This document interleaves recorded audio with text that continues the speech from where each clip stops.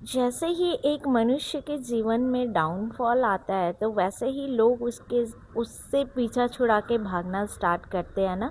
जब तक उसके लाइफ में अच्छा दिन रहता है, सब कुछ अच्छा रहता है, तो लोग उसके साथ बहुत अच्छा संबंध बना के रखना चाहते हैं। लेकिन जैसे ही किसी इंसान के लाइफ में बुरा टाइम आया तो लोग बिल्कुल से भागना स्टार्ट करते हैं। अच्छे से अच्छे लोग जो बोलते हैं कि नहीं हम आपके साथ ही रहेंगे, वो भी भागना स्टार्ट करते हैं। सो ऐसा ही ना नाओमी के साथ हुआ ना।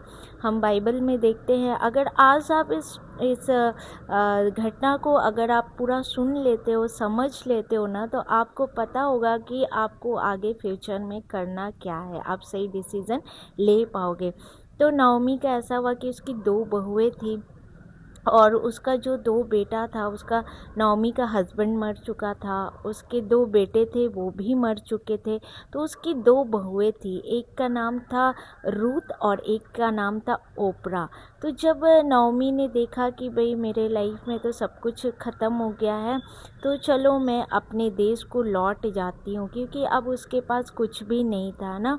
वो कनान से वो चली गई थी मोआब देश, है ना। और अब समय था कि उसको मोआब देश से अपने कनान देश में वापस आना था। तो उसने क्या किया, उसने अपनी दोनों बहुओं से कहा कि देखो भाई, मैं तो बिल्कुल कंगाल हो चुकी हूँ, मेरे पास अब कुछ भी नहीं है।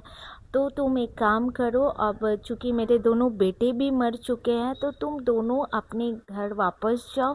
और तुम लोग यंग हो अभी, तुम लोग अब फिर से शादी करके अपना घर बसा सकते हो।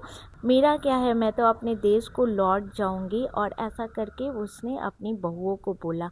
तो वो गिड़गिड़ाने लगी दोनों बहुओं ने कि नहीं, हमें आप ही के साथ रहना है, हमें आपको नहीं छोड़ना है। तो नाओमी ने कहा भाई क्या ही करोगे तुम मेरे साथ रह के, मेरे पास तो कुछ भी नहीं है तुम्हें देने के लिए। मतलब एक तरफ से बोला जाए कंगाल, या फिर एकदम फटीचर जो वर्ड बोलते हैं ना, बस वैसा ही हालत नाओमी का हो गया था। तो फिर ओपरा ने देखा कि भाई इस बात तो ये सास बहुत सही बोल रही है, अब इसके पास कुछ भी नहीं है, मतलब क्या ही, मेरे पास तो फ्यूचर पड़ा है, मैं दूसरी शादी कर सकती हूँ, अच्छा अपना लाइफ सेटल कर सकती हूँ, कुछ भी तो मैं कर सकती हूँ, इसके साथ रह के मुझे और कुछ मिलने वाला नहीं है। तो ओपरा ने अपनी सास को चूमा, किस किया और वो चली गई। इसीलिए बाइबल बोलता है जो सबसे ज़्यादा चुम्मा लेता है वो डेंजर है ना। जो सबसे ज़्यादा प्यार दिखाता है ना, तो ये डेंजर है, थोड़ा बच के रहना आप भी, है ना। ओपरा ने भी मस्त अपनी सास को चूम के वो वापस चली गई। लेकिन रूथ जो थी वो बोली कि नहीं, अगर मेरी सास के लाइफ में ऐसा बैड टाइम आया है तो मैं उसको इस कंडीशन में नहीं छोड़ूंगी। तो उसने अपनी सास से कहा जहाँ तू जाएगी वहाँ मैं जाऊंगी, जहाँ जो तेरा परमेश्वर होगा वो मेरा परमेश्वर होगा, तेरा देश मेरा देश। और ऐसा करके वो उसने नाओमी का साथ नहीं छोड़ा, क्योंकि कहा भाई हम तो यंग है ना, हम तो काम करके शादी करके हम अपना लाइफ सेटल कर सकते हैं। बट नाओमी जो उसकी सास थी वो बूढ़ी हो गई थी, अगर उसको उस हालत में रूथ छोड़ देती तो वो बेचारी अकेले क्या ही करती, वो तो जॉब भी कर पाती या नहीं कर पाती, वो कैसे खाती, वो अपना कैसे ही वो अपने जीवन को जीती। तो रूथ ने कुछ बेनिफिट नहीं देखा, उसको बस एक भय देखे, वो अन्य जाति से थी, है ना।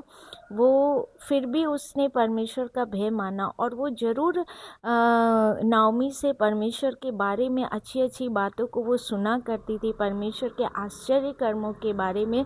इसलिए ना रूथ जो थी उसने परमेश्वर के ऊपर विश्वास किया कि चाहे सिचुएशन आज फटीचर कंगाल जैसा ही क्यों ना हो, लेकिन अगर परमेश्वर का अनुग्रह हुआ तो हम फिर से परमेश्वर हमें उठा के खड़ा करे। और यही वो बात था, उसने अपनी भलाई अपने सास के प्रति दिखाई, उसने वो परमेश्वर के बातों पे विश्वास की।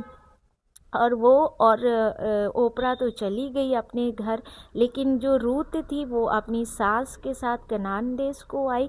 और जब रूथ, चूँकि ये स्टोरी बहुत लंबा है लेकिन मैं आपको शॉर्ट में बता रही हूँ कि आगे हुआ क्या, क्या ही हुआ। मतलब एक कंगाल सास के साथ रह के उसको तो दुख ही होना था, लेकिन मैं आपको बता रही हूँ कि रूथ की भलाई के कारण परमेश्वर ने उनका जीवन को बदल दिया और उनके जीवन में परमेश्वर ने बोअज को भेजा, जो कनान देश का सबसे धनी व्यक्ति था। हालेलुया।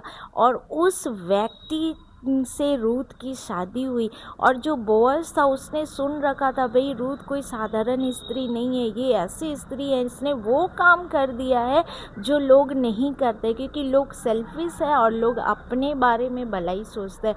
लेकिन रूथ ने अपने बारे में नहीं सोचा, उसने अपनी सास का सेवा किया। वो बोअज के खेत में काम करने के लिए जाती थी, वहाँ पे वो खेत में बिनने जाती थी, और ऐसा हुआ कि उसी खेत के मालिक से उसकी शादी हो गई, जो वहाँ का सबसे धनी व्यक्ति, और इस वजह से रूथ और नाओमी का जीवन हमेशा के लिए बदल गया। तो फ्रेंड्स, इस घटना से मैं आप सबको यही बताना चाहती हूँ कि अगर आप ऐसा किसी व्यक्ति को देखते हो ना जो परमेश्वर का भय मानने वाला है, और उसके जीवन में कभी बहुत अच्छा टाइम था लेकिन किसी भी कारणवश उसके जीवन में डाउनफॉल हो गया है, वो बिल्कुल निचले स्तर में चले गया है, बद से बदतर उसके हालात हो गए हैं, तो उसका साथ मत छोड़ना, क्योंकि उसके साथ भलाई करने के कारण परमेश्वर आपकी भी भलाई करने के लिए वो सामर्थ्य, और वो आपके लिए ऐसा प्रबंध करेगा जो आप सोच भी नहीं सकते हैं। मतलब परमेश्वर क्या ही करता है हमारे लिए। इसलिए ये सब बात हम सीखेंगे कहाँ से, जब तक हम बाइबल पढ़ेंगे नहीं ना। संसार हमें सिखाता है कि जब तक किसी का टाइम अच्छा है उसके साथ रहो, और जहाँ किसी का टाइम ख़राब हुआ तो निकल लो, नहीं। लेकिन बाइबल बताता है कि जिसका भी टाइम ख़राब हुआ, अगर उसके ख़राब टाइम में आपने उसका साथ दे दिया ना, तो ये भलाई के कारण परमेश्वर आपके लिए भलाई भलाई और भलाई को ही उत्पन्न करेगा। तो परमेश्वर आपको इस वचन से आशीष दे।